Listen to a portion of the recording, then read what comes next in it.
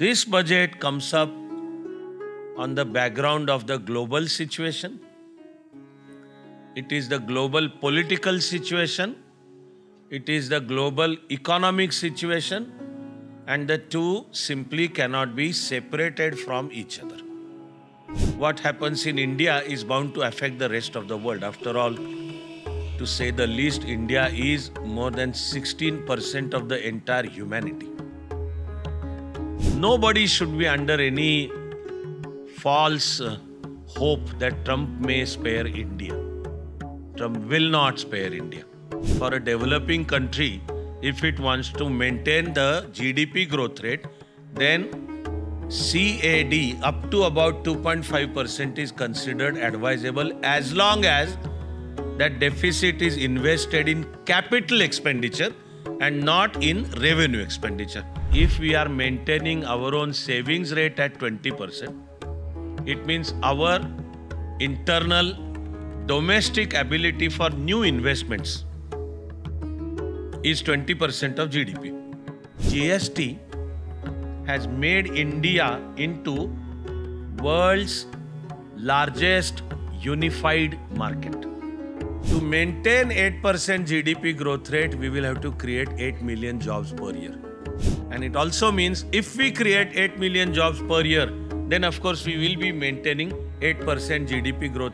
Taxation is less about raising money for government, more about policy measures to drive consumption in a particular way.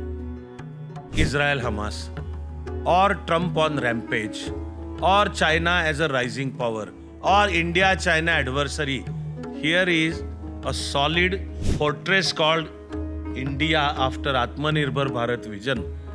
It is that gets reflected in the economic survey and the budget also.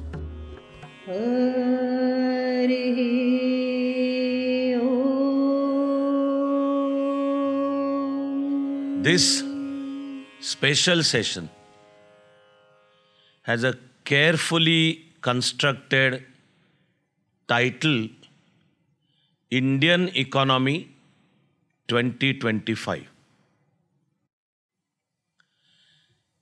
And there is a subtext, so something into bracket below the main title. That subtext is with special reference to the economic survey and the budget 2025-26. Economic survey for the year 2024-5 and the budget for the year 2025-26. I always recommend everyone to study these two documents very carefully and in full details. You really want to understand Indian economy at a go. We can describe that as bird's eye view. So you want to take the whole Indian economy into your vision, in your mental grasp. Understand what is Indian economy, how is it doing, and what are the important driving factors, including policy measures that define the Indian economy and its performance. Then two most fundamental documents are the economic survey and the budget. The economic survey is always prepared by and under the guidance of the chief economic advisor. Inputs for economic survey come from Reserve Bank on one side and the Ministry of Finance on the other hand. The whole idea is that it is the government with capital G that plans and also implements the economy. Therefore, to act as a watchdog to supervise the performance of this economy and then to prepare an independent, autonomous, and a credible report card on the performance of the economy, there has to be a separate agency. If government itself plans and executes the economy, and then government itself supervises it and prepares a report, okay? It is like there might be a natural tendency of inflating the figures, a tendency of trying to show how Indian economy is doing well, because it has very clear political implications also. Therefore, there has to be an independent agency that then watches over the economy and then prepares a report which is to be independent, therefore credible. That is economic survey. Therefore, it is prepared by the chief economic advisor. As the name indicates, role of the very chief economic advisor is to advise the government and then monitor the performance of the economy and prepare the economic survey. As under our democratic principles, then that survey is of course to be placed before Lok Sabha, and generally it is done latest 24 hours before the budget is presented. The whole idea is, of course, Lok Sabha represents the sovereignty of the country. Strictly speaking, it is called quasi-sovereign. Lok Sabha has people's mandate. So presenting economic survey before Lok Sabha amounts to expressing the answerability, the accountability to people by presenting it in the Lok Sabha. Similarly, under our constitutional scheme, for every single rupee to be spent in public, it needs the sanction of Sansad. There also is this democratic principle. Every single rupee from Consolidated Fund of India as under the Constitution. And when it comes to the state, it is Consolidated Fund of, say, Maharashtra. The accountability is to the people.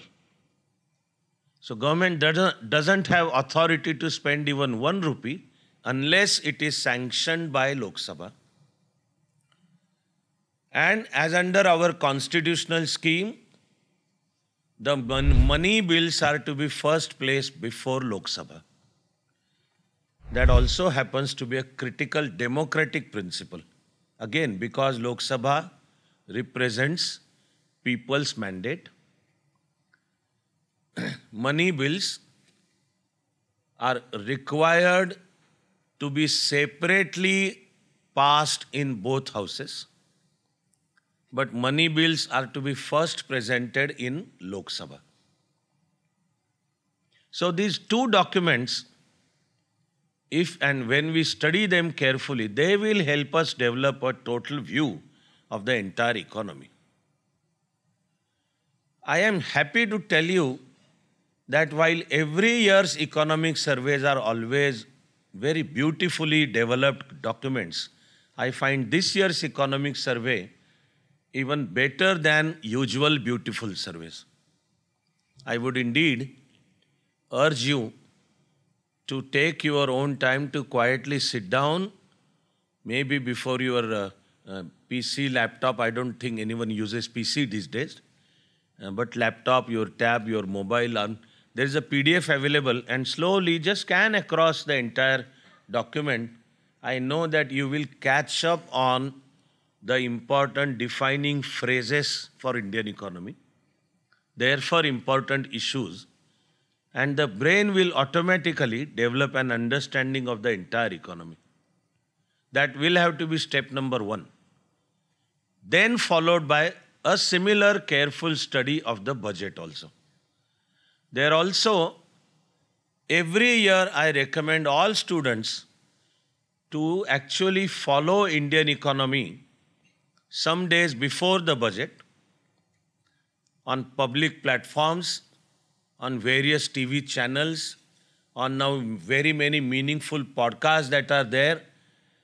You will find discussion on Indian economy and you will go on catching these points.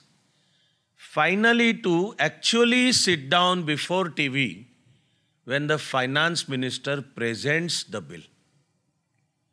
Actually, no amount of explanation only in, say, words by someone including me. No amount of reading the text will actually help you understand the whole, I basically call it a beautiful and a very mature process of how the budget is presented and how the house actually functions. Books will help you understand that this is how Lok Sabha is formed, elected, this is how ministries are formed, and the executive comes into being, and etc., etc. But when you watch Lok Sabha in action, then you actually get to develop that flair of how things happen. That takes us to practical understanding. Like on 1st February at 11 o'clock, the finance minister stands up. In India, the tradition of presenting budgets unfortunately began during the British time. I call the whole British time as unfortunate time, but it's a fact that this system of presenting budget started. We, of course, continued it in post-independence. I believe it's not just a blind copy. It was a legitimate system to do. But then, until about the end of the 20th century, our budget used to be presented at 5 p.m. If you go deeper, you may probably see that 5 p.m. in February in India is 11:30 at London, the so-called Greenwich Mean Time. And it is under the British tradition that their Minister for Exchequer, that's their name for finance minister, their Minister for Exchequer stands up in the parliament to present the budget at 11:30. So here we were, more loyal than the king or the queen, choosing the same time there to present our budgets. From about 1999-2000, so it took us that long time to decolonize even simple systems. It is then that we started presenting the budget at 11 a.m. India time. It pains me to say that our country as a collective nation today is not exactly known for being punctual. But among that sad reality, those rare times when indeed we are very punctual, it is the parliamentary function in general and absolutely budget in particular, that 11 means 11. 10:59 and 60th second, and the gong goes, the house is in session, and the speaker announces, finance minister will table the bill.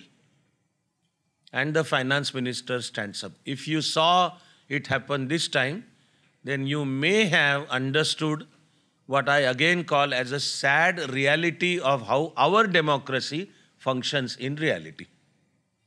That while actually it is only the bill that is being presented, annual financial bill, it's actually the bill that is being presented. And then for the remaining part of February and March, there is a very careful, disciplined system of how each part of the budget comes up for discussion in Lok Sabha. And every member has every right, full freedom, full time available to say whatever one wants to say. And then the process takes place, etc. But you may have seen a lot of din, a lot of shor sharaba, gondhal going on I feel very sad, I must tell you. This is unfortunately our democracy. It is politics, no holds barred. It's an opportunity. And I wonder how those MPs or those political parties who are doing this shor sharaba, do they know that almost the whole country is watching? Or are they doing it because the whole country is watching? Are they not worried about their image, also about the image of our country's democracy, or are they actually batting for their own constituency? Is how we make it difficult, we make it painful for ears to even listen to the budget speech. And then a standard routines walk out, then peace is established, and then for rest of the time, the finance minister's budget presentation goes on. As is always true, this budget comes up on the background of the global situation. It is the global political situation. It is the global economic situation. And the two simply cannot be separated from each other. Fact of the matter is, global economy itself is closely integrated, and Indian economy also, especially more so beginning with 1991, Indian economy also is near integrated into the global economy.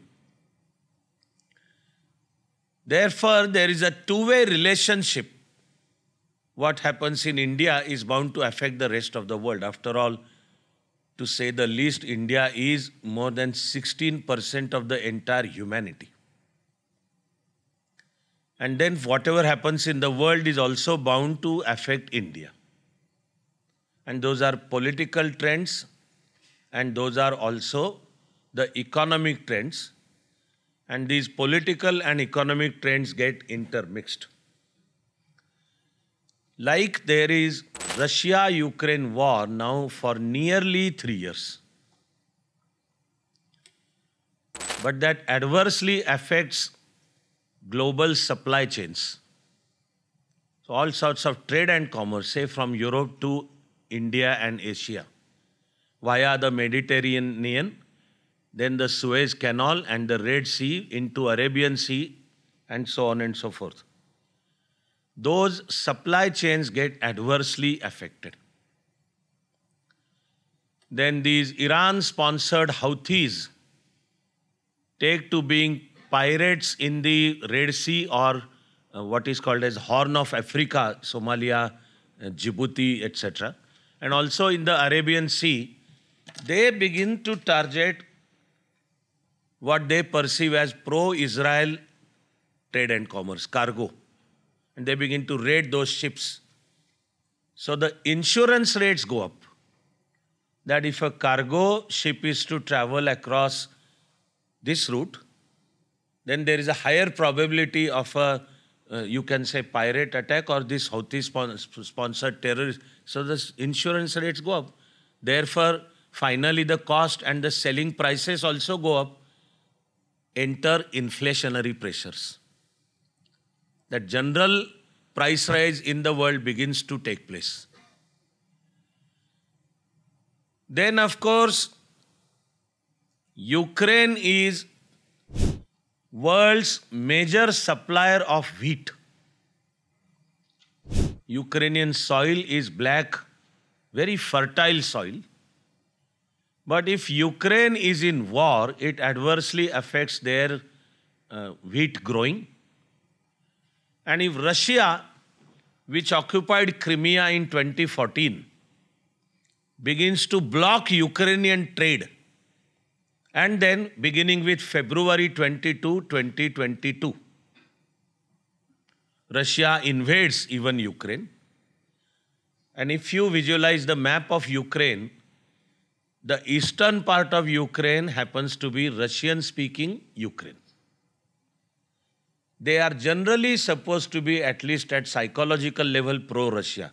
But Russia begins to invade Ukraine. One idea was to invade from the north straight into the capital of Ukraine, and Ukraine as a state will collapse. But that didn't happen. Then the Russian army begins to advance from the eastern side, and they capture the whole eastern strip right up to Black Sea. And then from there, but that adversely affects crop growing also, and then crop trade also. The whole world begins to suffer. So when these global supply chains are adversely affected, there is an impact on the whole global economy. Then Hamas chooses to launch a terrorist attack on Israel on October 7, 2023. And that seems to go on relentlessly, and Israel seeking to destroy Hamas, but the war theater itself goes on expanding from Hamas, so Gaza Strip, to Syria also, then to Lebanon and the main organization Hezbollah brought down, then Syria, which itself has been suffering badly from 2010, the regime change takes place in Syria. Bashar al-Assad has to run away, and it is that original Al-Qaeda guy Jolani who then finally comes to power in Syria. Everything bound to affect the global economy. What is absolutely already affecting global economy is American voters choosing Donald Trump as the president. That was November 5, 6, 2024. Since then, Trump has been on the rampage. That is my description. Trump on rampage. People call him transactional. What they mean is, there is a deliberate style. Another good description could be the so-called method in madness.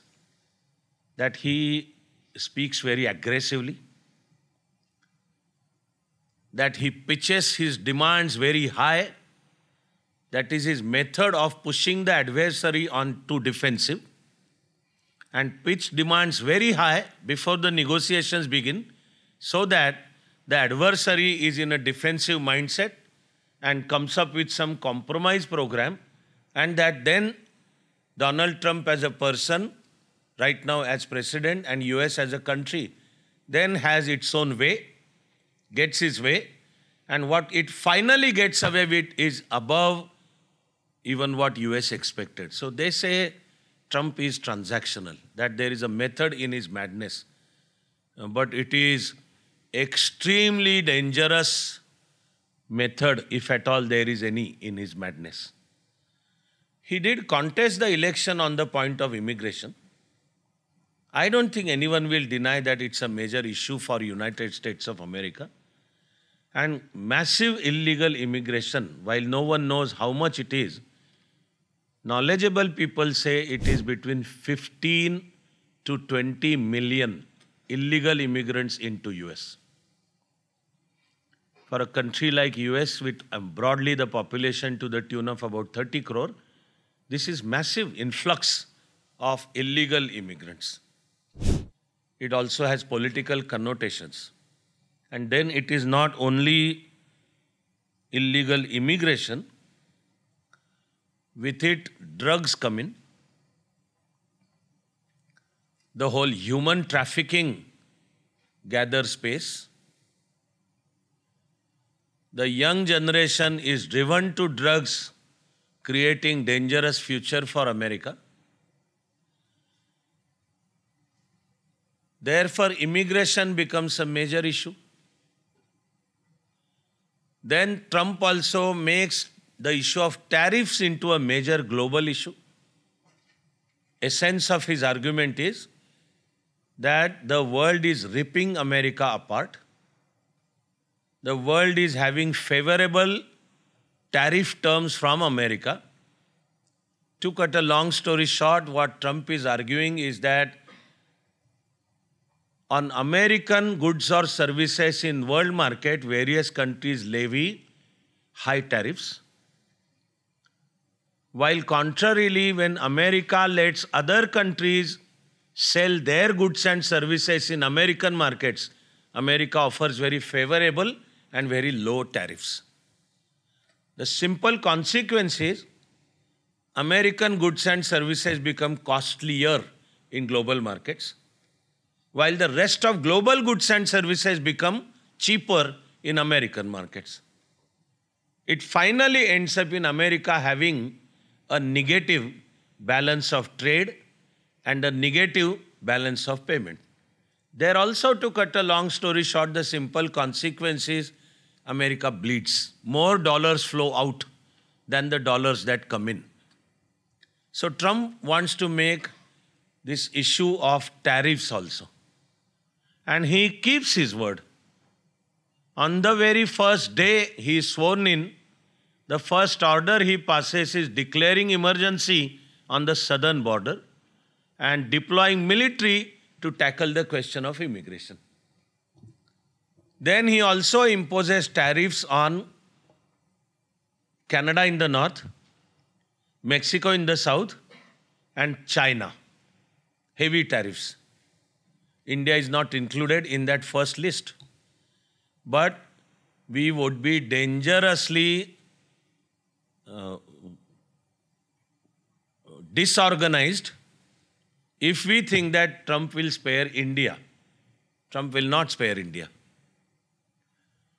BRICS had contemplated a concept of launching its own currency and then its own bank. That was understood as one more step in the direction of a process called de-dollarization.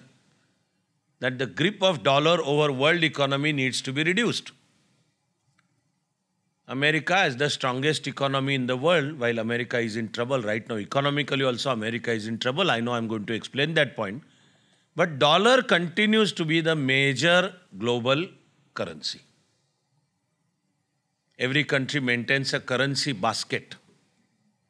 And the countries may choose to maintain their foreign exchange reserves in dollars, pounds maybe if they were a British Commonwealth country, euro if they have close relations with Europe, Chinese RMB, their international currency is called RMB. You may pronounce that as yuan also, but in Chinese economy there is this slight subtle difference between the two. Internally it's called yuan, but its global currency is called renminbi, RMB. Renminbi means people's currency. But various countries in the world have begun to maintain their foreign exchange reserves in Chinese currency also. But of course, dollar wants to dominate, because as long as dollar dominates, America dominates. And it's a two-way relationship. As long as America dominates, dollar dominates. So of course, Trump doesn't want a currency to come up as a challenge to dollar. So Trump clearly threatened BRICS in no uncertain terms that any attempt by you for de-dollarization and we will impose tariffs on you. Then our Minister for External Affairs sort of goes out of the way to even explain that India never stood by de-dollarization. But Trump makes an issue of tariffs also, saying India rips us apart. India levies heavy tariffs. So he says, Indians come in and steal our jobs. I will not let Indians come in. So enter the question of H-1B visas. Then among those rare countries, India happens to be the only country which voluntarily accepted that if you find illegal Indian immigrants into USA, we are ready to take them back. The number is supposed to be between 18,000 to 20,000. The first batch is supposed to be delivered in an American Air Force plane, and they were tied in chains and all. America could have chosen to be dignified when India has accepted that we will take them back. But it seems the term dignity in American political terminology in general, but in Trump's personality in particular, this term doesn't seem to exist.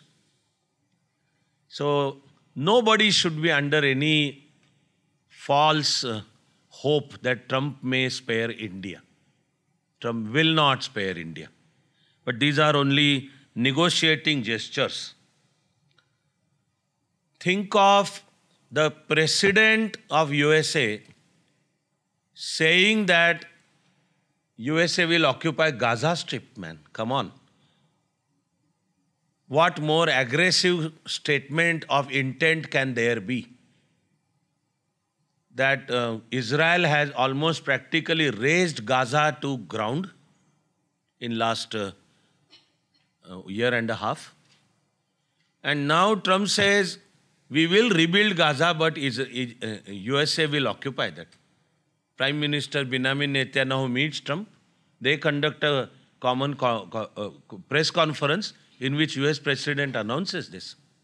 Knowledgeable world knows that even when Trump was not in power for previous 4 years, his son-in-law, who like father-in-law is also a real estate developer, Jared Kushner, he had already said that beachfront in Gaza will be a beautiful tourist property. You can construct 5-star hotels, etc. over there.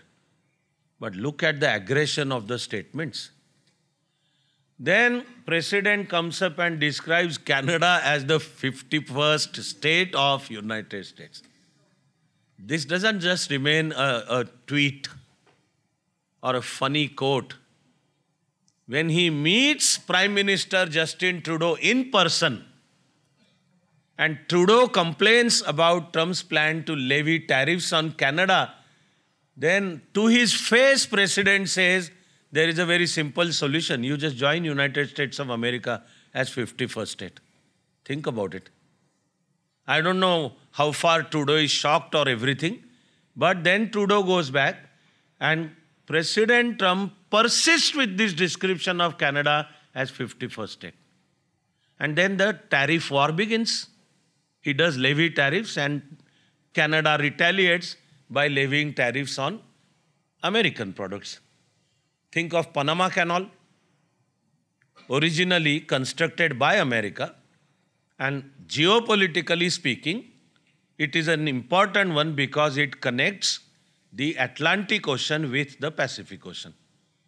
In absence of Panama Canal, all trade and commerce will have to travel across the entire Atlantic coast of Southern American continent, go to the practically it's the tip where Antarctica begins, then turn into Pacific. What a long way, and it will cost all trade and commerce.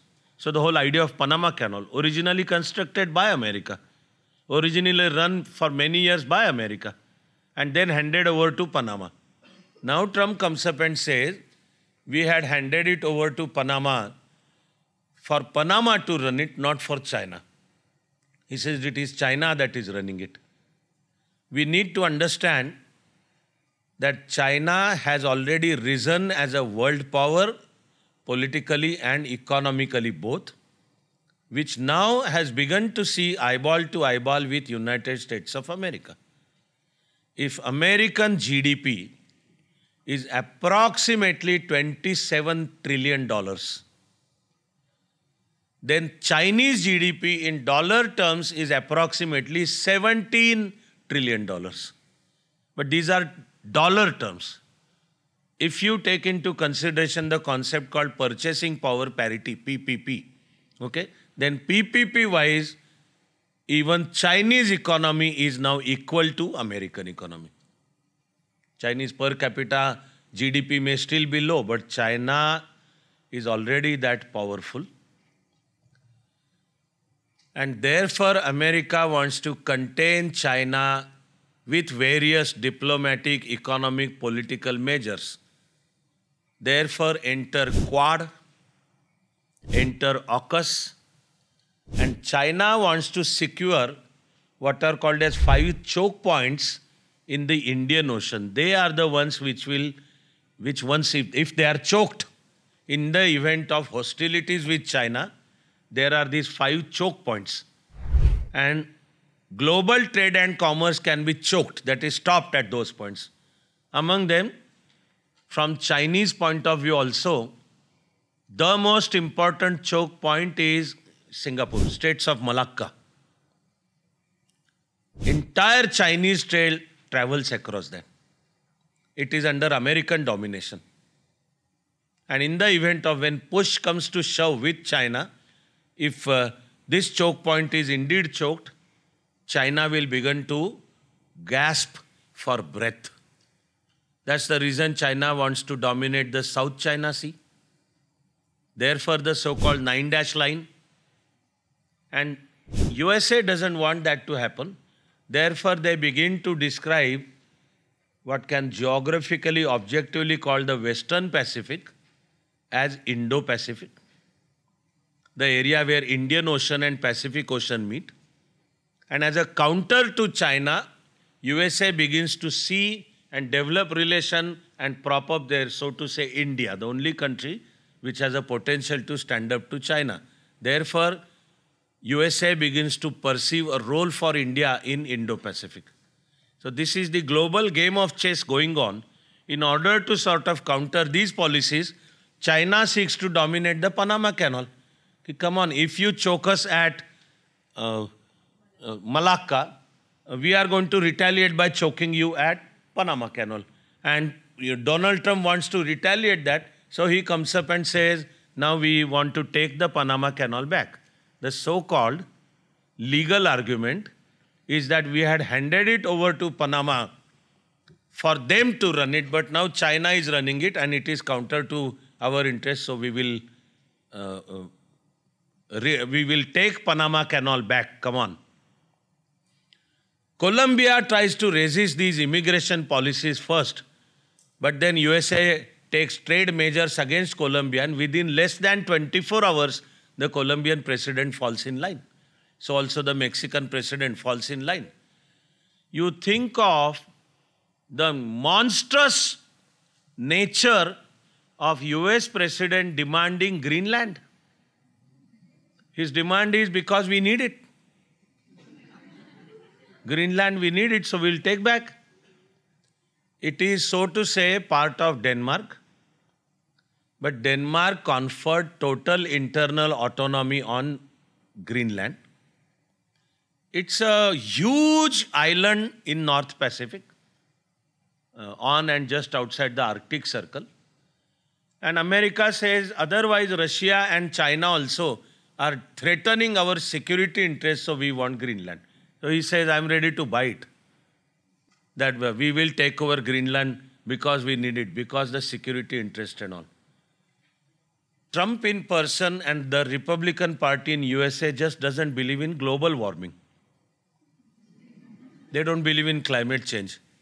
According to them, the whole environment of the earth undergoes cyclical changes, and this is only a part of cyclical changes. It has nothing to do with anthropogenic factors in global warming. It could be the solar magnetic winds, it could be the cyclical moves, etc., etc. So while actually the whole world has been worried about the future of entire humanity, increasing instances of extreme weather events, the Republican Party and Donald Trump, they just don't believe in this. So even in his first tenure, he had made this a political issue in the presidential election also, that if elected, I will get America out of the Paris Agreement. He got elected, he got America out of Paris Agreement. Biden reinstated America, but here is President Trump drawing America out of the Paris Agreement. All targets in Paris Agreement are out of the window, thrown out of the window. As it is, the main target of one fund restricting global trading, global warming below 1.5 degrees centigrade was unachievable even in December 2015. Our best hope was to restrict global warming to below 2 degrees by the end of this century. But the moment America walks out, it is absolutely impossible. There also, to cut a long story short and share a thumb rule with you, even with whatever all the countries had said we will do, the global warming was supposed to reach 3.6 degrees by the end of 21st century. The world has accepted, and United Nations had made those formal statements to that effect, that India is doing the best role to restrict global warming in the whole world. Even as we are world's fastest growing major economy, we are developing our economy in such a way that the carbon footprint is actually reduced. It's about alternative sources of energy, etc., etc. But the Secretary General of United Nations, Antonio Guterres, is on record having said a couple of months ago that if the whole world, every country in the world contributes in the same proportion in which India is contributing, Guterres said we will be able to restrict global warming to below 2 degrees. So that is a role India is playing. In a way, it won't be wrong, or it won't also be an exaggeration to describe that India is showing a path. India is actually leading. But Trump's policy is drill, baby, drill. Best described in the term drill, baby, drill. That we don't believe in all this. We are out of it. And America sits on massive sources of natural gas also and petrol also. Among many major resources in Alaska, these are supposed to be big resources below the ice in Alaska. So, the policy of business as usual. So, drill, baby, drill. Remember that America is today world number 1 in oil production, not Saudi Arabia. It is America that is at number 1. America can practically dictate terms to oil prices in the world. So when Trump says drill, baby, drill, it means America is going to increase oil and natural gas production in the world, which means supply increases. In that proportion, the prices are bound to come down. America wants to keep those prices low because the main oil for engine of American economy itself is oil and natural gas. What is therefore generally forgotten, I'm myself as an eternal student in me studying all these issues. When it comes to Greenland, what is not being discussed is that actually Greenland is going to benefit from climate change due to global warming. So see what Trump is doing. Drill, baby, drill. We don't care. We walk out of Paris Agreement. We produce as much oil and natural gas as we want. Okay? And then should these extreme weather events begin to take place, it is actually Greenland that is going to turn into a normal, fertile land. And now Trump says we are going to dominate that. We want it. We are ready to buy it. You tell us the price. I'm ready to give you 3 times the price, but we are ready to buy it. Policies of like Trump on rampage. Also think of an American social phenomenon called wokeism. It is a separate issue in itself to be discussed and understood. But Trump is following aggressive policies against wokeism.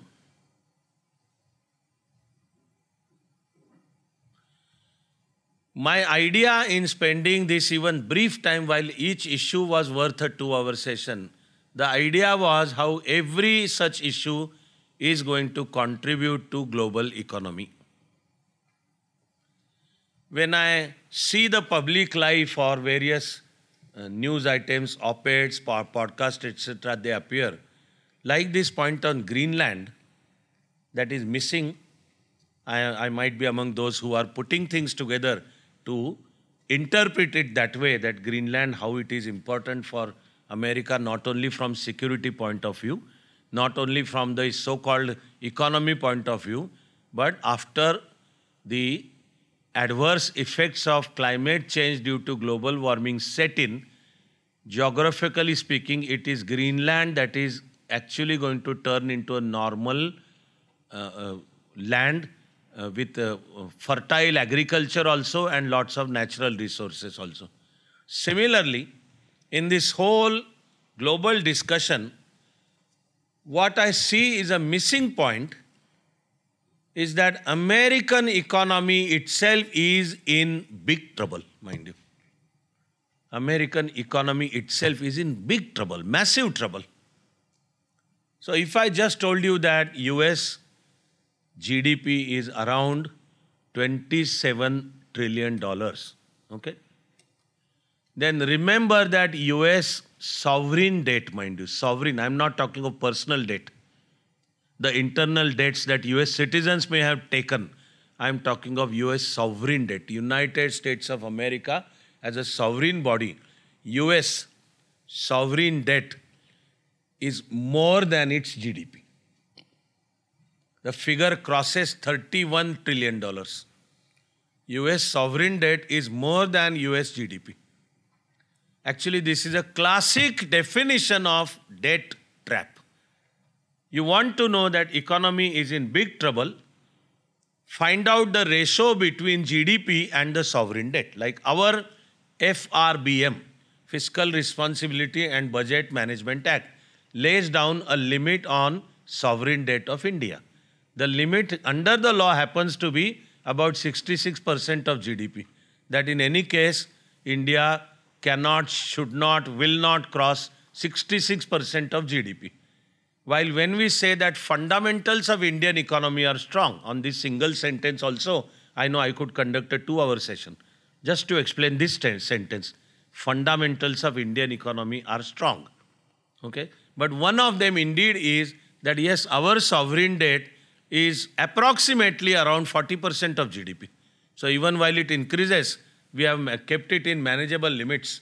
And then when you compare it with our foreign exchange reserves, that also in a comparative figure begins to tell you the status of economy. So our sovereign debt around 40% and our foreign exchange reserve is over $600 billion, mind you.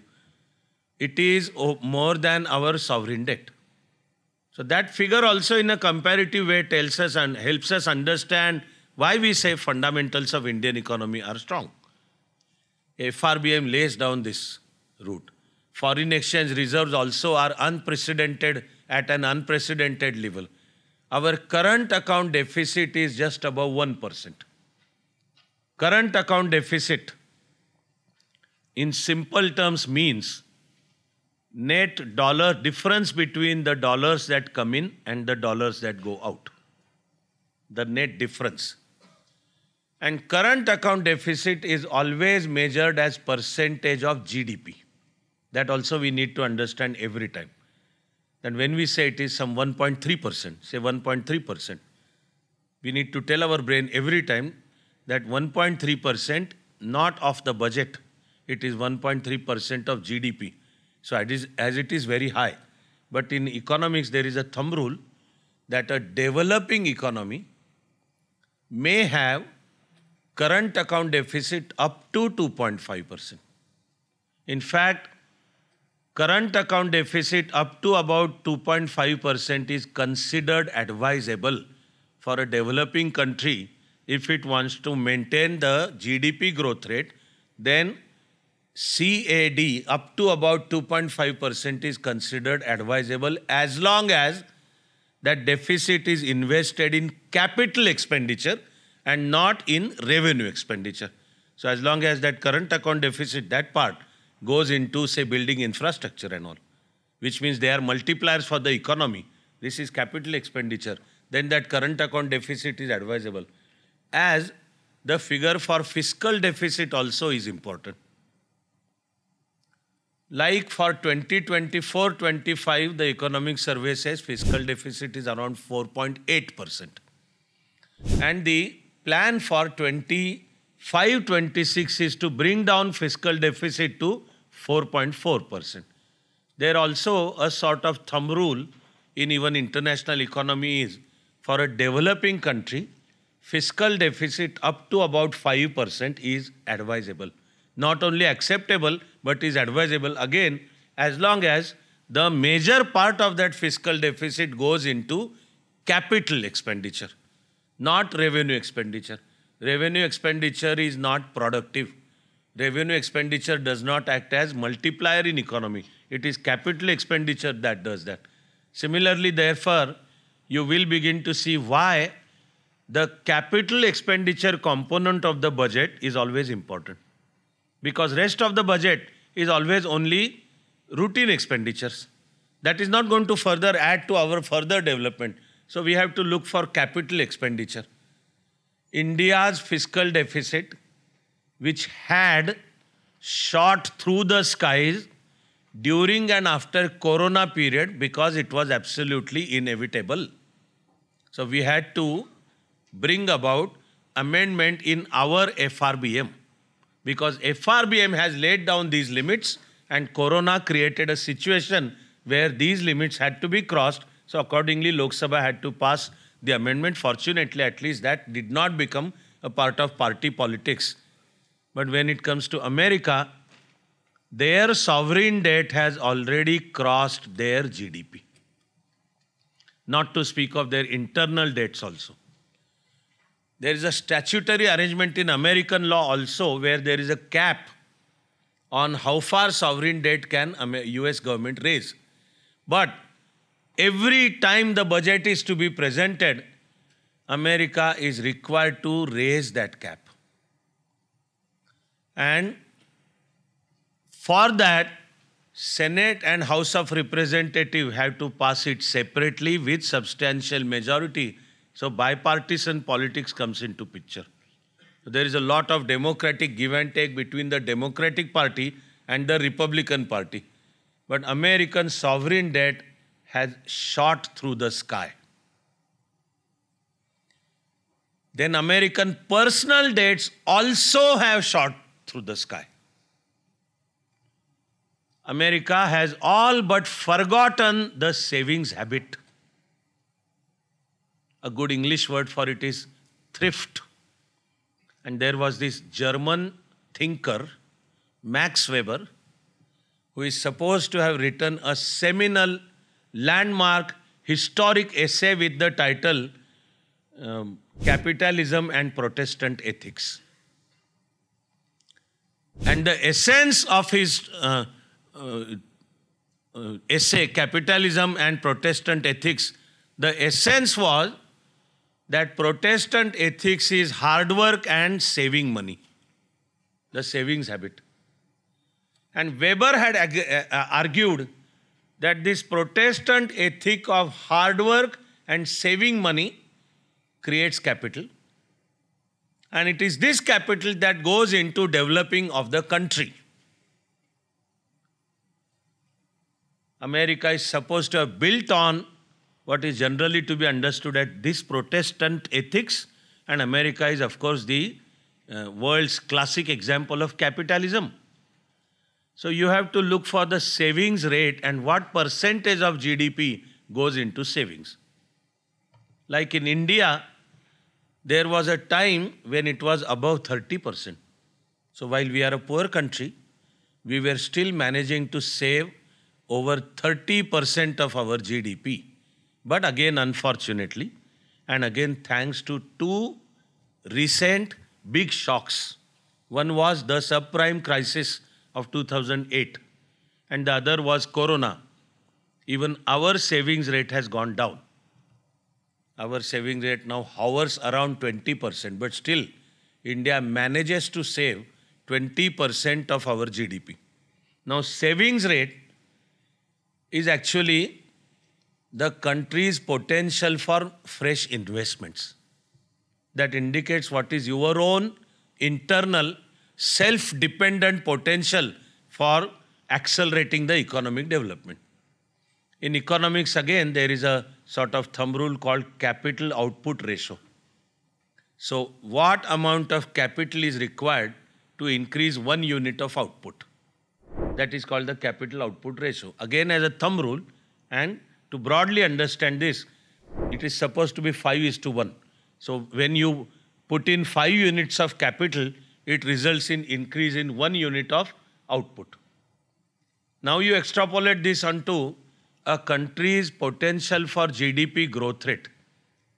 I guess you don't have to be a mathematical genius to see that if we are maintaining our own savings rate at 20%, it means our internal domestic ability for new investments is 20% of GDP.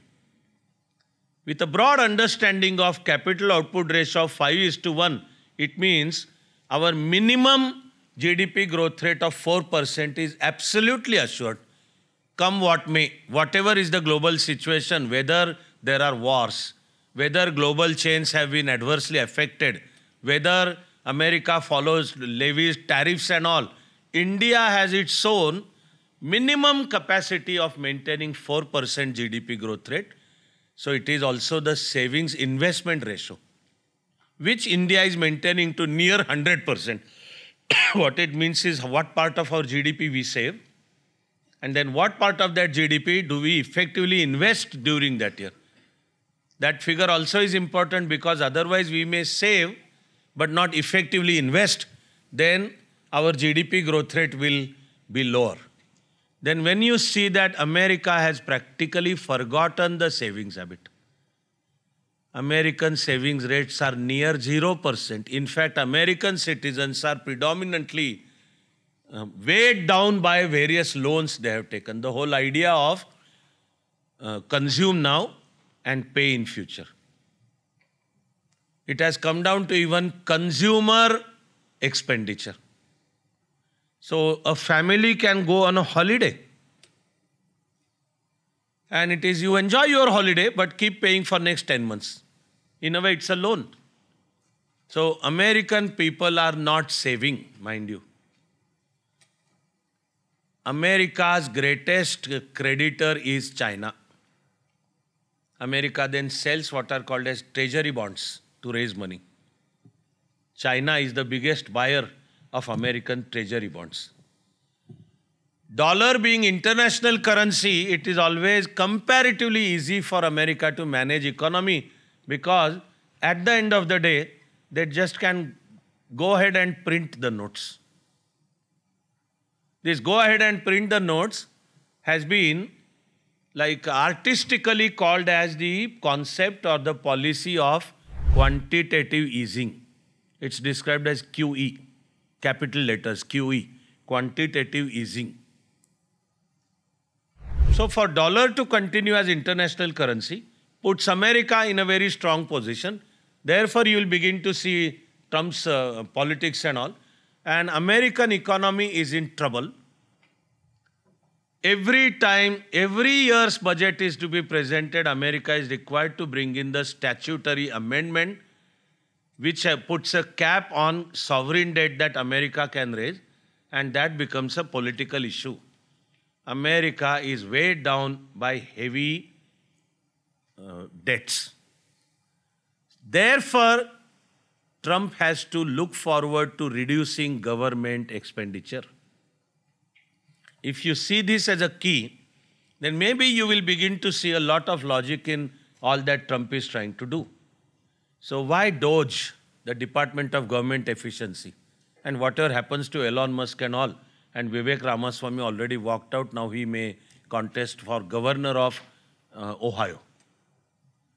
But the main goal indeed is America has to reduce government expenditure. It has become top heavy, it has become unmanageable. Once you see this key, you will begin to see a lot of points. When America walks out of World Health Organization, America was supposed to be giving like over $6-8 billion to World Health Organization. So he has to go on looking for where does he save money.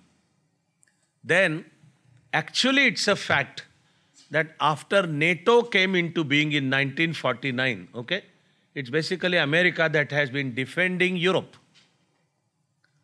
So even the expenditure on defense, America's expenditure on defense is more than the expenditure of defense of all other countries put together in the world. Put together, the defense expenditure of all other countries together, American expenditure on defense is still more than that. Under NATO convention, even the European member countries were supposed to contribute up to about 2.5% of their GDP into defense. Fact is, until Trump started making noise on this point, Europe was not contributing in this ratio. It was America that was actually funding NATO, and therefore, in order to go on saving money, where are you going to save? I'm cutting a long story short by telling you a broad thumb rule. USA needs to reduce government expenditure by $3 trillion. If US economy is to be back on track, then US needs to reduce government expenditure by $3 trillion. What do you do? How do you do? How do you achieve this massive, huge figure? So come out of the World Health Organization, put pressure on NATO countries that unless you foot the bill, America is not going to protect you. So you start paying money. To that proportion, America may start saving money. Therefore, Greenland, therefore, tariffs, therefore, Department of Government expenditure is to how are we going to reduce all this expenditure. We and the whole world actually needs to understand that American economy is in big trouble. And whether one likes it or not, the way global economy is integrated, if American economy goes down, it is going to pull down the entire world. It is these things that will help us understand the global political and economic scene, and then you will begin to see how all of that is bound to affect India. So broken supply chains, increased tariffs. These increased tariffs also are supposed to create global inflation. That has probably already begun. Increased tariffs also adversely affect our stock markets. That also has already begun to happen. That on a certain day, President Trump is finally sworn in and he begins to announce his policies. India's stock market goes down by almost 2,000 points. That's a massive reduction, by almost 2,000 points. Again, when we say our fundamentals are strong, yes, our stock market is also doing very well. It has now become world's fourth largest stock market. So yes, there is a strength in it. But reduction by 2,000 points is a massive reduction, and it begins to affect Indian economy also. So I hope I have done sort of enough to help you begin to see the entire global picture in light of important global events that are happening. So you can say politics, but how all the time it relates to economics and how that is bound to affect India also. So I hope you now begin to see how even the economic survey for the year 24-25 and the budget for the year 25-26 is clearly to be seen and better understood in light of all these factors that I have been explaining in previous minutes. Therefore, that automatically brings me to yet another of an extremely important point meant to be told to you, passed on to you during this session. That you think the global political and economic situation into consideration, develop that grasp of understanding it all, you may probably begin to see and understand, and that's what I'm explaining, that in last, say, 8 to 10 years, India has taken steps in such a way as to secure ourselves from global adverse currents. It's on this point that I'm going to take next couple of minutes. That India has done many very careful policy measures and all to sort of secure India from these global political and economic trends. So we would do well to understand here that when America suffered during the subprime crisis, and because Europe, China and the rest of the world was integrated with American economy, the whole world suffered. So European economy went down, Chinese economy went down, okay, but as compared to that, actually Indian economy did not go down. Those also were economic policies, the economic reforms that had been brought up. A sad fact is, while India can be said to have not suffered from the subprime crisis, especially as much as China, Europe and the rest of the world suffered, while India can be said to have not suffered from that 2008 subprime crisis, a very sad fact was actually our GDP growth rate steadily kept coming down in the initial years of the second decade of 21st century. So while we could have overcome the subprime crisis of 2008-9, I repeat, it gives me no pleasure to say, and let us do our best to understand that it's not a political point. What I mean by it's not a political point is that, okay, that was UPA regime. That was Dr. Manmohan Singh as the Prime Minister. But our GDP growth rate kept coming down in 2011, 12, 13, 14. So much so that the government suffered from policy paralysis and our GDP growth rate came to even below pre-1991 years, mind you. I want to repeat, I'm not talking politics, but I'm talking hard, objective economics. That Indian economy once again became world's fastest growing economy. That India's GDP growth rate even surpassed the Chinese growth rate. While there is no reason for complacency, we have a long way to go for India to be a developed country, which is our goal also, and it has been reiterated in the economic survey and the budget also. Viksit Bharat by 2047. Then the economic survey says we need to maintain a minimum GDP growth rate of 8%. For the year 24-25, it sadly came down to 6.4. There are these global situations to which our policy responses bring us to like 6.4. As compared to our requirement that we need to maintain 8% GDP growth rate. And actually that 8% was there around 20, like 15, 16, 17. But again, their fact of the matter is it kept coming down. In another 30 seconds, I know I'm going to reach that point where I'll be explaining you to that. Now the point to be understood here is, yes, sadly, the GDP growth rate is coming down. Yes, sadly, as compared to the previous year, even this year, the GDP growth rate has come down. But at the same time, the objective fact is, even with the lower GDP growth rate, India is still world's fastest growing major economy.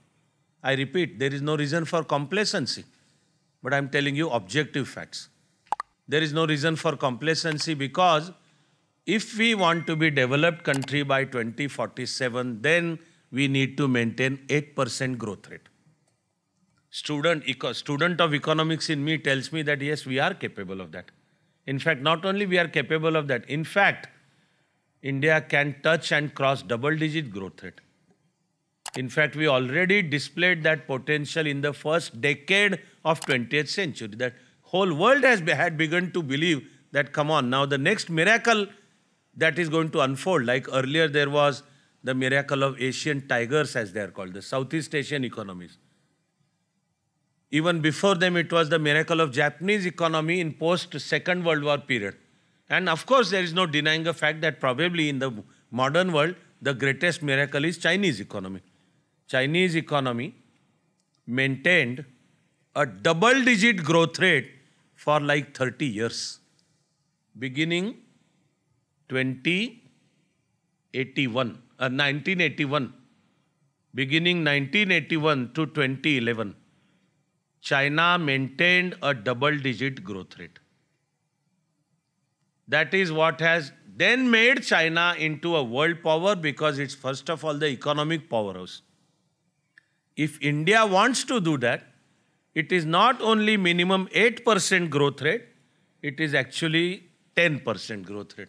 And I do want to say that I sincerely believe, may I actually say I know that we are capable of 10%, but of course lots of factors will have to fall in place. But we have followed such policies which will go a great length in securing India from various global undercurrents. Take bringing of GST. The GST went into effect from 1st of July 2017. The constitutional amendment was passed in September 2016.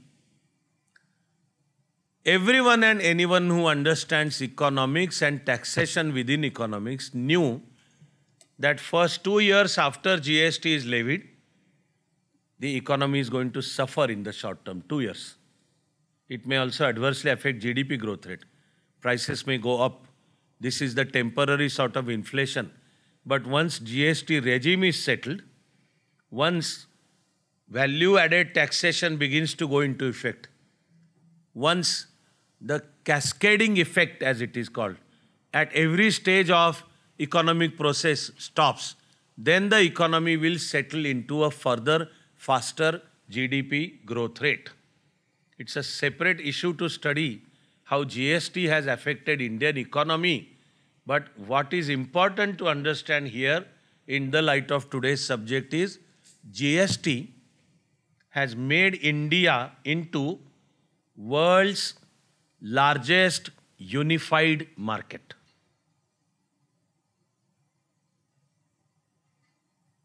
Nowhere in the world do we have such a huge unified market of over 140 crores. Even Chinese economy is not that integrated yet. But GST turns entire India into one single unified market. Then remember that economic strength becomes our launching pad for even projecting our soft power in the world. With India as world's largest market, best of goods and services will want Indian market, access to Indian market. And India can use that as a leverage for international negotiations and strengthening India's position that you want access to India's market, okay? Here are our terms. India can effectively use that. So GST turns India into an economic fortress as a single unified market. Even within 140 crore unified market, now the middle class in India is supposed to be to the tune of 57 crore, mind you. That middle class also has increased during last decade, and it is now supposed to be to the tune of approximately 570 million people. The significance of middle class is its purchasing power. So ability to buy various goods and services. And the purchasing power of Indian middle class is comparable with middle class in China, which is not as huge as Indian middle class, but Europe and America. When you heard the figure, approximately 57 crore people, Indians are supposed to be in the bracket that can be described as the middle class, I hope your brain told you, and if not, now it will dawn upon you, that if we have middle class of 57 crore, okay, please remember that the entire population of USA is about 30 crore.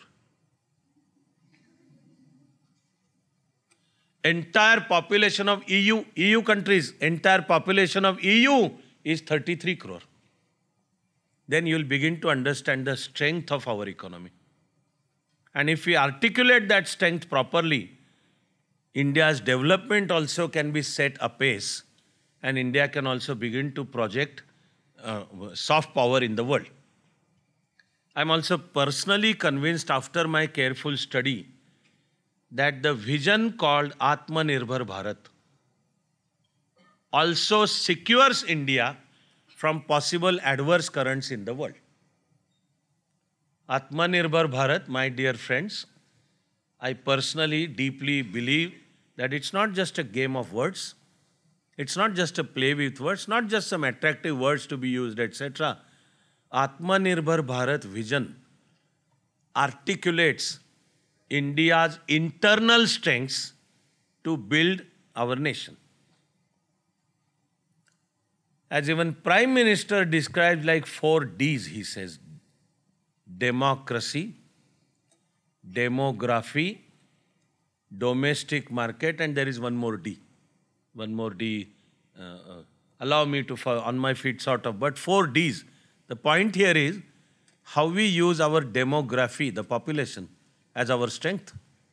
That's such a huge market, the very population, within which more than 65% of the population is supposed to be below or around age 35. This is best described as the demographic dividend. It is demographic dividend if the youth finds gainful employment. So the whole economy will have to be geared to job creation. Like the economic survey and the budget states that we need to create 8 million new jobs every year. That's the target. That we need to create 8 million new jobs every. It's a stupendous challenge. But then there is a two-way cause-effect relationship between the two. That if we need 8% GDP growth rate for achieving the status of developed economy by 2047, okay? To maintain 8% GDP growth rate, we will have to create 8 million jobs per year. And it also means if we create 8 million jobs per year, then of course we will be maintaining 8% GDP growth rate. There is a two-way cause-effect relationship. 8 million jobs are a cause, 8% GDP growth rate becomes an effect. But taking total GDP into consideration, if economy focuses on achieving 8% growth rate, then that process itself is going to end up by creating jobs for youth, which will, it's sort of two-way relationship between the two. This Atmanirbhar Bharat vision was formally proclaimed for the country on 12th of May 2020. So it was right in the midst of Corona. But like I'm telling you, the eternal student in me carefully watching and then studying what is that Atmanirbhar Bharat vision.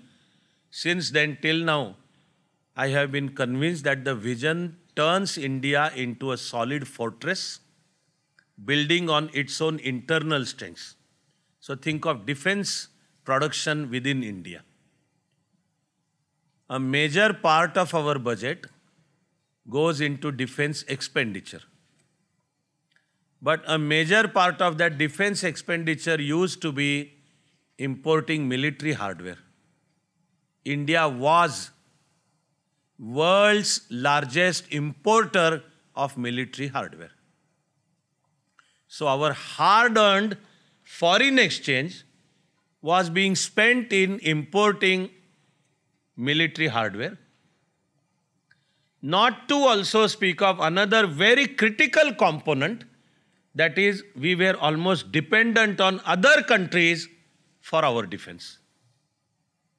So even like we find that Pakistan had transgressed across the line of actual control in what is now known as the Kargil War, we should remember that to fight an effective war, we needed on foreign countries, including countries in Europe like France and also United States of America, and Russia has always been our major supplier of military equipment, but for our defense, we were dependent on foreign countries.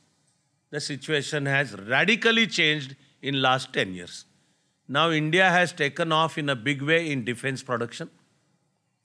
And not only that, now India is not like world's largest importer of military hardware. In fact, India has begun to be major exporter of military equipment. And in this budget, the defense expenditure has gone up to 13% of the budget. It is an increase. It's a major increase, but of course it is required. In light of our defense requirements, it is required. We need a lot of research and development activity in defense also. We would do well to understand that AI, along with China coming up with DeepSeek, and America having open AI, and now Sam Altman seeking to visit India, all of it has a direct defense and security implication. India's economic security and India's even national and territorial security is and can be threatened by AI. So of course we need to wake up, I believe we have, and therefore there are budgetary provisions even for AI, budgetary provisions for research and development over there, turning India into like Atmanirbhar Bharat. Okay, so if you start putting these things together, as usual, I hope you begin to enjoy the pleasure of understanding that when we solidify the economic unity of this massive nation called India, and with the vision of Atmanirbhar Bharat, we turn India into a fortress, okay, that secures India from adverse impacts of breakdown of global supply chains.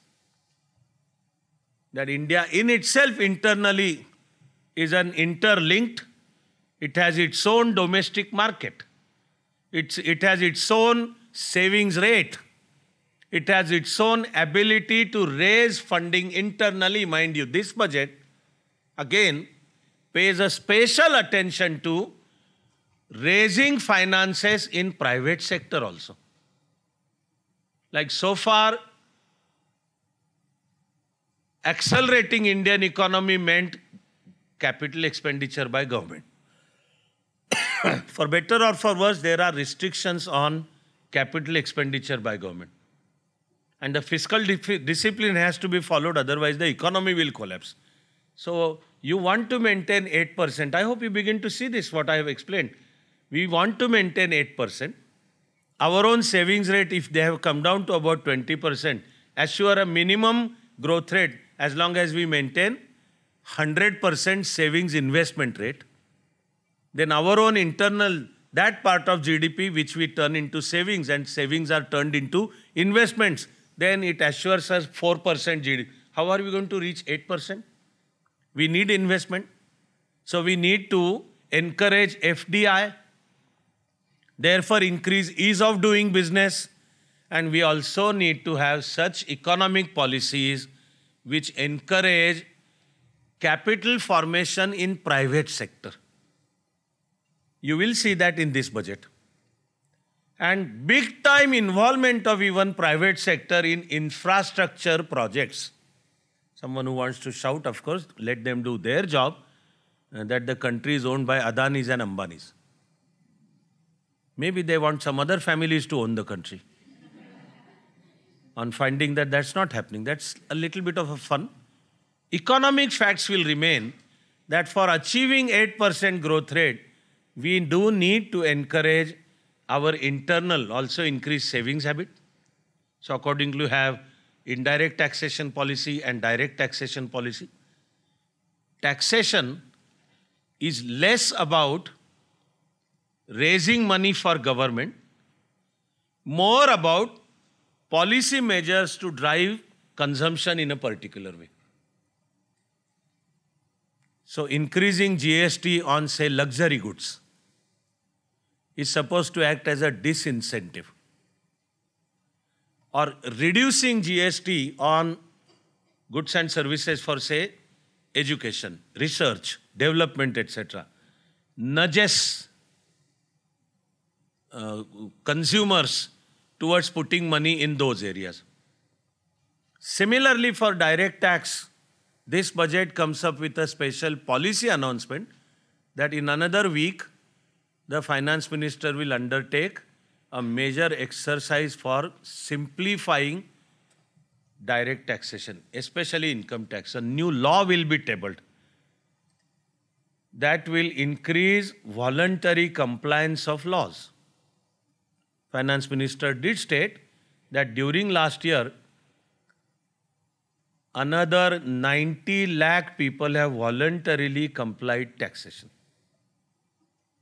Actually, apart from indirect taxes are indirectly paid by every single common citizen whenever we buy any goods or service. But direct taxation is predominantly progressive. It is increased percentage of taxation as you go on earning more and more. That is supposed to be our general policy towards taxation. But the tax structure in such a way that people voluntarily feel like filling up that single page form and paying the taxes because it helps you. That while tax rates are reduced, it is in fact that reduction in tax rates itself that results in increase in net collection of the taxes.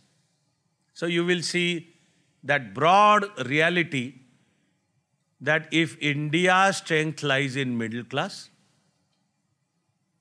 and if during last year it was this middle class that clearly felt troubled and was looking for some solace in the budget, here is that solace in increasing the tax slab from 7 lakh to 12 lakh. There are lots of complications there. I will not go into those complications.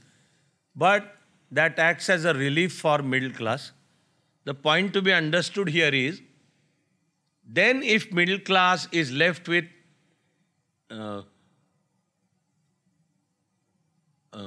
investable surpluses, they are called investable surpluses, that because taxes are reduced, say with the minimum tax bracket, that I am telling you actual figure, with the changed tax structure, in the minimum slab, those who were paying that minimum tax, okay, they have extra 70,000 rupees for this year. Consumable surplus. It's called consumable surplus. They have those extra 70,000. What are they going to do with that extra 70,000? There are only two choices, okay? They are either going to save it, which means our savings rate will increase, and then as long as we maintain 100% savings investment rate, it's going to accelerate economy, okay? Or they are going to go to the market and use that money to buy goods and services, okay? So this is kickstarting of the market.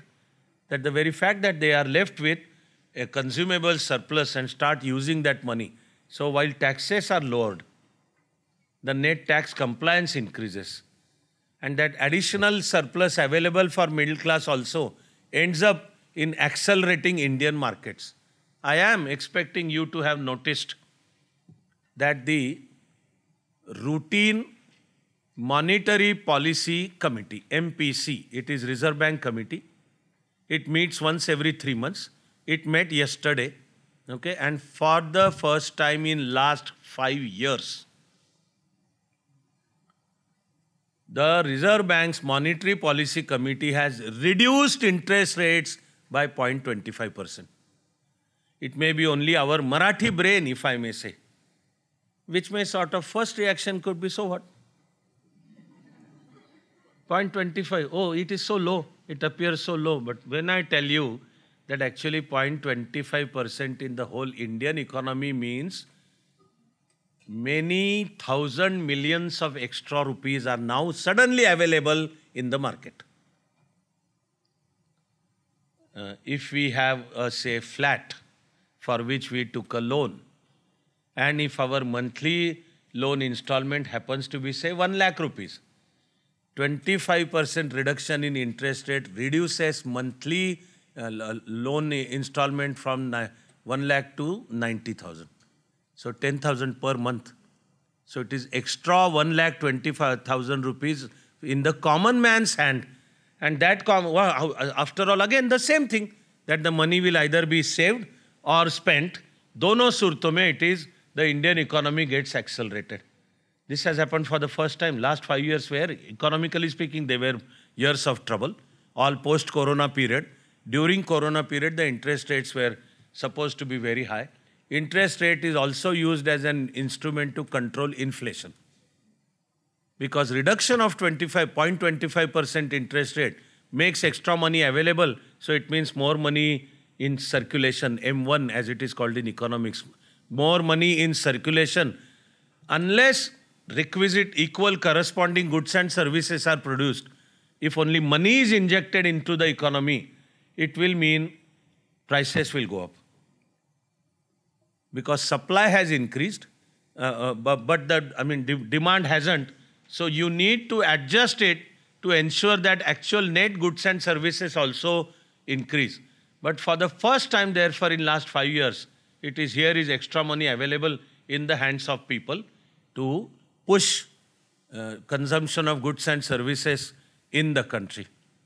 So overall, the main point I have been making across last couple of minutes is that the Atmanirbhar Bharat vision articulates, integrates, organizes India's internal strengths to make our own case of reaching 8% GDP growth rate. To the extent to which we manage this, it will mean whether there is Russia-Ukraine war, it's not like those factors will not affect us, but they will affect us least. Or Israel-Hamas, or Trump on rampage, or China as a rising power, or India-China adversary. Here is a solid fortress called India after Atmanirbhar Bharat vision. It is that gets reflected in the economic survey and the budget also. Deeper you study that, deeper you understand that, you will begin to enjoy even more and more.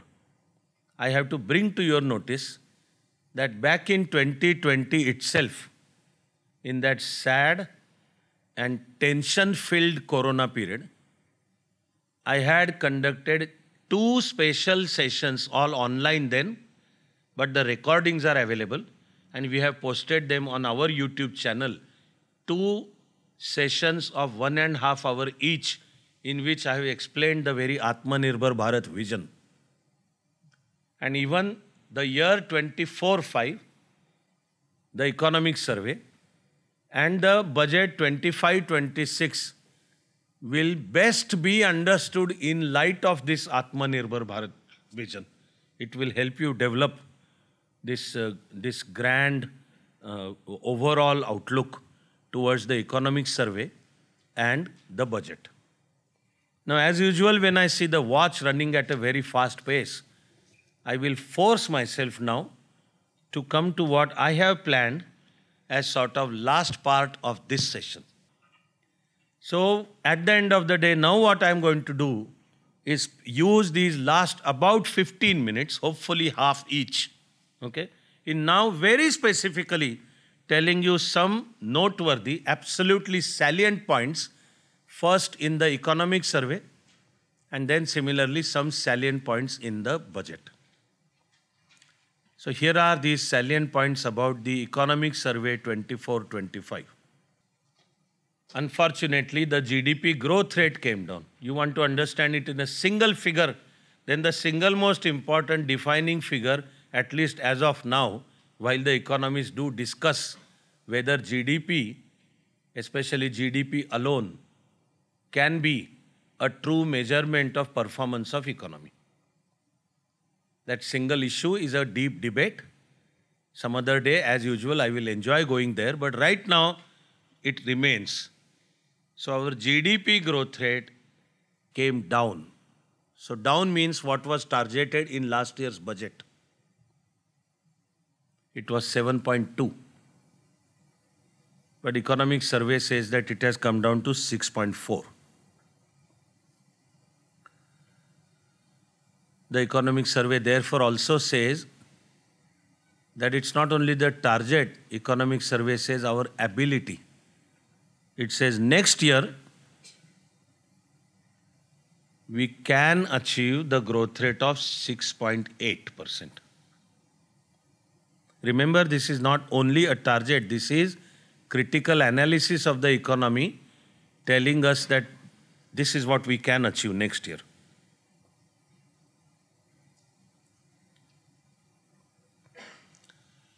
Inflation has come down.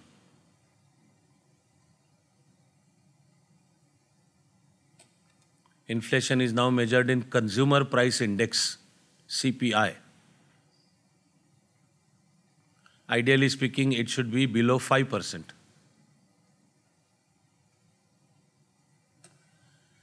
But a broad feature is that inflation has come down. Similarly, the unemployment also has come down. Economic survey says it came down from 6% in the previous year to 3% this year.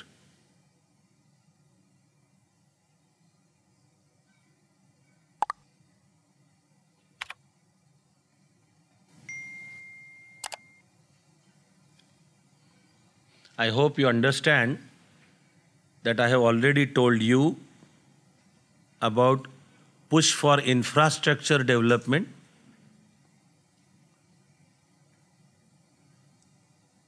capital expenditure, and in addition to government capital expenditure, a push for involving private sector investment in infrastructure development.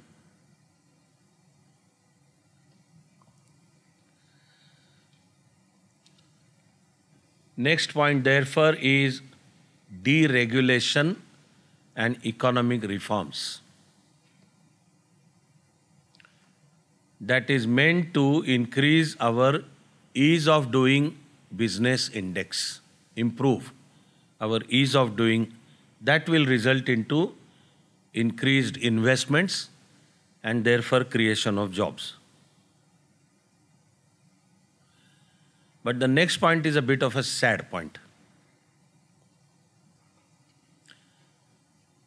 That while corporate profits have gone up,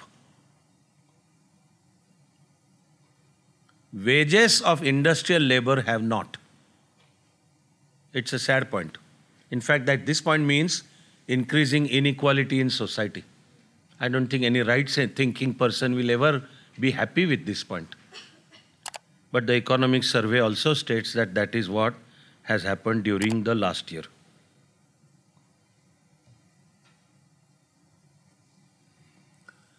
Then whatever is our relationship with China, speaking from economics point of view, the economic survey does talk about our over-dependence on China. That too is on key products. Like solar panels or EVs, electric vehicles, the batteries needed for EVs, they are made using lithium. We are big time importer of lithium. While we have struck lithium in Riyasi district of Jammu region of the state of Jammu Kashmir. It's massive one, but we have not yet begun to exploit that. Even in pharmaceuticals, we still continue our dependence on China.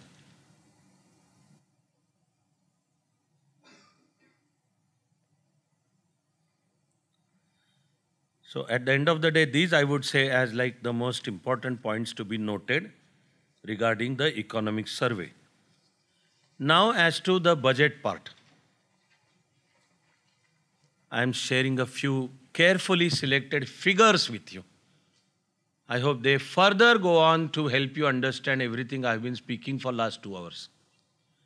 So when the finance minister presents this budget, remember that she now holds a record for presenting maximum number of budgets in post-independent, the FM finance minister to present budget for 8 times. In itself, a noteworthy fact. But when the budget is presented, okay, the figures for the year 25-26, they are called budget estimates, BE. They are referred to as BE, budget estimates. But what finance minister does is, before in fact she begins to present BE, she presents REs for the earlier year, revised estimates.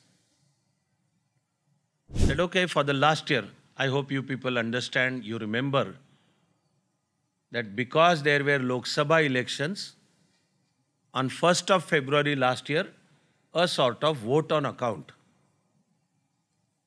informally called the temporary budget. Fact was, even then, broad contours of a basic budget were announced. But then elections take place, new government is formed, and then Finance Minister Nirmala Sitharaman presented the full budget in the month of July. In this budget, there is a continuation of that budget. So in a way, it's the continuation. It is also the continuation in the broad framework of Atmanirbhar Bharat vision. So she presented revised estimates. They are called REs for 24-25. So remember that reliable figures up to the third quarter, end of the third quarter of our financial year. Our financial year is 1st of April to 31st of March. End of third quarter would mean 31st of December. Those facts and figures are reported. There is a very scientific, I want to call it a thrilling method of how the economy is monitored by monitoring statistical facts and figures. It's a wonderful system. It is based on that Finance Ministry reviews the functioning of the budget for the earlier year, and there is a method, calculable method of how expenditures will go in then last 3 months of the year. Based on that, revised estimates are presented for us to understand them in one go. Here are the figures I have chosen. So revised RE for expenditure for 24-25 is now 47.16 lakh crores.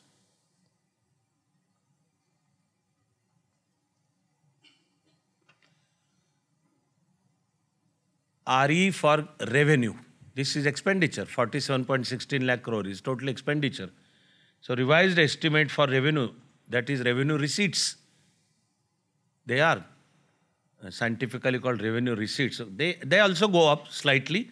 Now that figure is 31.47 lakh crore.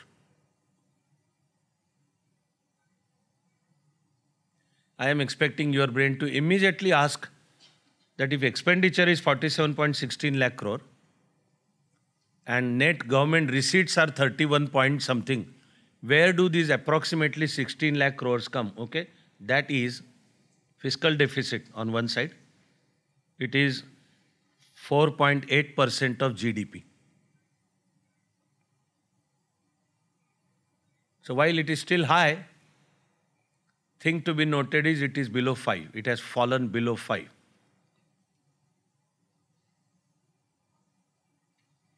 Remember that gap of about 16 lakh crores, it is either market borrowings or government raises money, etc., etc.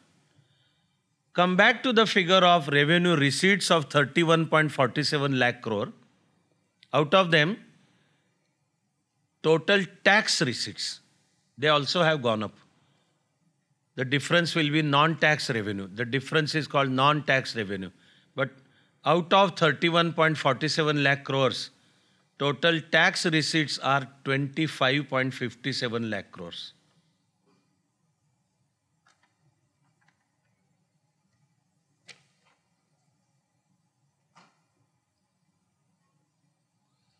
Also, one more single figure that will help us understand the meaning of the budget for 24-5.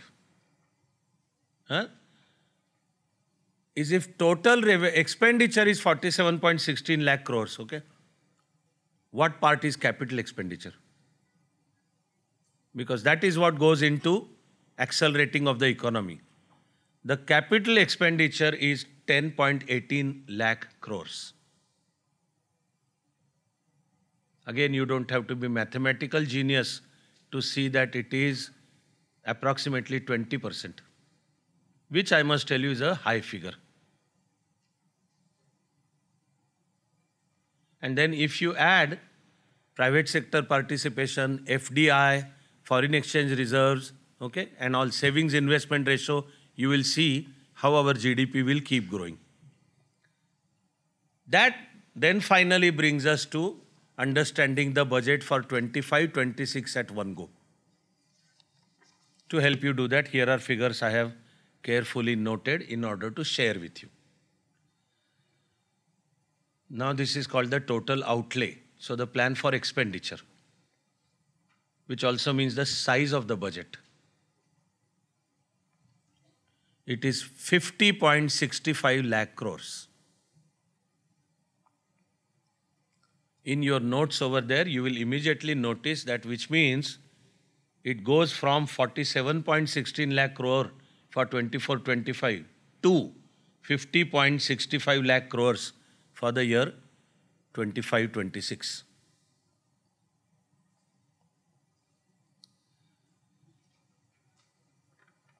Out of these 50.65 lakh crores, government revenues will be, net government receipts expected for 25-26 will be 34.96 lakh crores.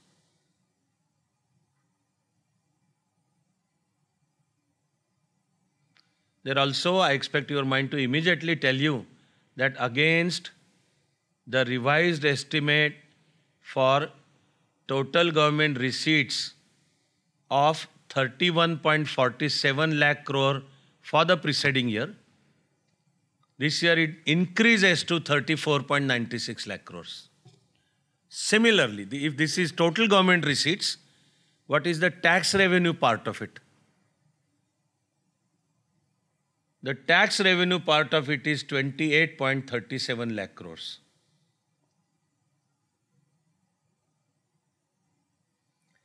There also, I hope you people see that it means tax revenue also goes from 57 lakh crores to 28.37 lakh crores. Remaining will be non-tax revenue. But again, I hope your mind also draws your attention to the size of the budget. So the plan for government expenditure, 50.65 lakh crores. But government receipts are going to be 34.96 lakh crore. The difference is fiscal deficit. It is 4.4% of GDP. So again, I'm expecting your mind to again tell you that from 4.8 for the year 24-25, now this is 4.4 for this year. So fiscal deficit begins to come in manageable proportions. And actually, the ratio of capital expenditure also goes up. So now the plan outlay for capital expenditure is 14.82 lakh crores. May I say for one last time that you don't have to be mathematical genius to see that if capital expenditure of 14 point something lakh crores as a part of total outlay for 50 point something lakh crore, now it crosses 20%. So if last year it is around 20, now it goes beyond that also. So here is a very sort of ambitious and overall plan in the right direction. Of course, as usual, yes, there are some points of critique, but in coming days, I expect Mayur and our faculty members to also conduct focused specialized sessions based on these PPTs. Then the PPTs to be shared with all of you on first priority basis. And as always, I hope you people have, of course, enjoyed. Now last approximately 2 hours, we will, of course, continue to enjoy. And as a part of that enjoyment also, we will say our prayer.